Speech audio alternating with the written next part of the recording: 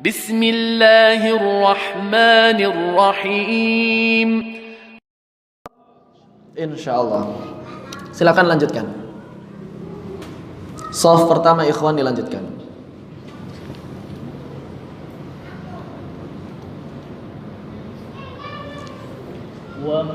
Kan wama yulaqaha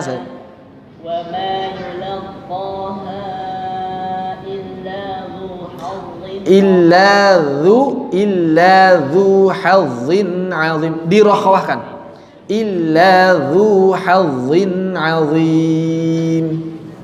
Wa ma yulaqaha illa dzu hazzin azim. Ainnya jangan ditebal. Azim. Nah, jangan jadi azim. Azim jangan tebal. Berikutnya fa'amanat. Naut. Jangan naut. Begini. Ini huruf tebal, ini huruf tipis. Mau ketemu kan? Naiknya jangan begini. Naiknya jangan langsung. Karena kalau naiknya langsung jadinya not. Naiknya seperti ini. Naut. Jadi datar dulu. Kalau lambat naut.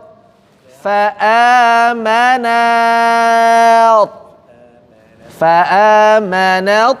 Jangan fa'amanut. Begitu.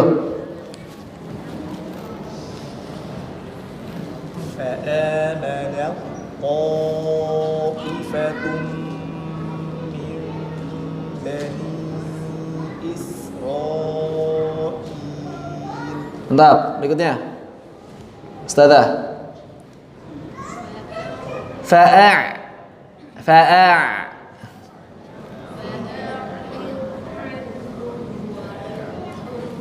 Lahirkan dha rakhwah wa'idhhum sampai habis. Wa'idhhum. Ya, wa'idhhum sampai habis. Wa qul lahum hampir hilang. Wa qul lahum. Sip. Berikutnya budullah liya'budul. Agak kurang isti'ala Allahnya.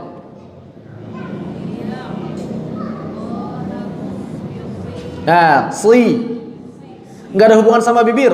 Bukan si. Mukhlisi. Nah, jangan ada hubungan sama bibir. Enggak, mukhlisi. Ya, jangan ada hubungan sama bibir. Enggak. Si. Mukhlisi. Jangan dia si. Coba. Masih. Enggak jadi fa itu. Mukhlisina lahuddin. Mukhlisina lahuddin. Coba. Dilatih sad ya. Dilatih huruf sadnya. Berikut tatawallau. Jangan dipanjangin tatawallau. Enggak, jangan dipanjangin. Ntar jadi rakhwah. Tatawallau. Wallau. Hampir hilang suara. Jangan ditekan kuat-kuat. Wallau. Jangan ditekan kuat-kuat. Nyentuhnya biasa saja. Wallau. Jangan ditekan wallau. Dia jadi rakhwah. Kalau ditekan kuat jadi rakhwah. Wallau. Ini hanya menyentuh wallau. Nah, coba.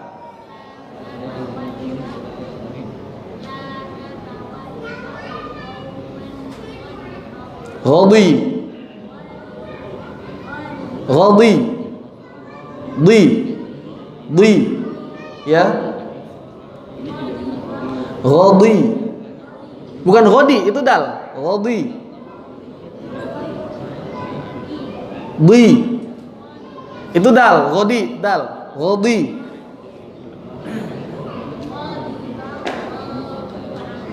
Dilatih dhad ya.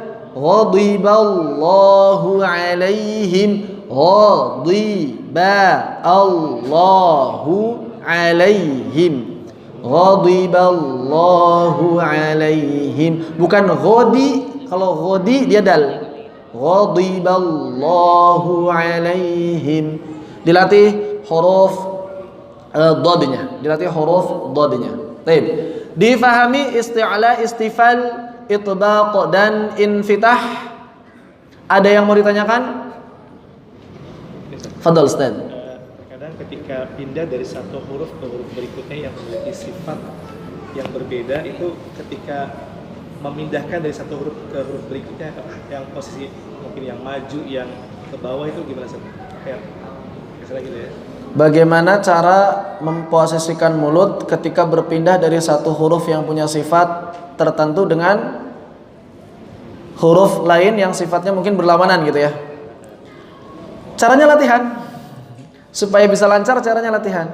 Dan fokusnya jangan di mulut, fokusnya di suara. Mulut itu membantu, walaupun memang ada sebagian huruf yang akan sangat berpengaruh kepada posisi mulut, seperti sin, zai, zal, fa, sangat berpengaruh sekali. Karena kalau sin monyong jadi su jadi sod. Misalnya mustaqim jadi sod, mustaqim, mustaqim. Maka bagaimana caranya? Dilatih mulut kita. Misalnya ketika kita mengucapkan rusulun, rusulun, rusulun. Kadang kalau terus monyong rusul, jadinya rusul jadi sod. Rusulum, rusulum, sinnya jadi sod, lamnya jadi tebal. Begitu biasanya. Mau tidak mau rusulum minallahi. Rusulum, rusulum, rusulum. Tapi hati-hati juga, mentang-mentang sin gak boleh monyong, malah gak monyong semua. Risilim. Padahal domah mesti monyong. Dan ini memang butuh latihan. Syekh Hisham, beliau mengatakan bahwa 80% kemahiran membaca Al-Quran ditentukan dengan kemahiran dalam menguasai tafkhim tarqiq. Dalam menguasai tafkhim dan tarqiq. Syekh Hisham Abdullahari mengatakan seperti itu. Jadi kalau misalkan kita sudah menguasai tafkhim tarqiq, maka 80% cara baca Al-Quran sudah kita kuasai. Tapi kalau kita tidak menguasai tafkhim tarqiq, maka 80% cara baca Al-Quran tidak kita kuasai berarti. Jadi tafkhim tarqiq, makhraj sifat itu fondasinya, tapi setelah itu apa? Tafkhim tarqiq. Kenapa? Karena huruf itu enggak berdiri sendirian. Banyak orang yang kalau dijual terpisah bagus, lancar. Dijual terpisah itu hurufnya diucapkan satu-satu. A, I, U, kho, khi, khu, lancar, bagus semuanya. Tapi ketika dijual paketan, sudah dipaketin, ini enggak rapih ternyata packagingnya ya. Enggak rapi, hamzahnya jadi tebal, all. Maldu jadi moldu. Ihdinas si jadi ihdinas si. Padahal dia bisa mengucapkan si sendirian, tapi udah masuk ihdinas si lagi. Dan ini memang yang mesti dilatih. Bagaimana menjaga ketebalan sebuah huruf, bagaimana menjaga ketipisan sebuah huruf ketika dia berada pada kata atau kalimat. Penguasaan kemahiran tafkhim tarqiq seperti itu. Ya.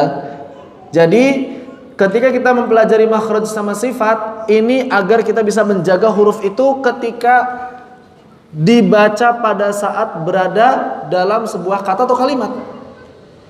Kenapa kita belajar huruf hamzah sifatnya ini supaya ketika ketemu huruf apapun sifatnya tidak berubah, itu yang dibaca.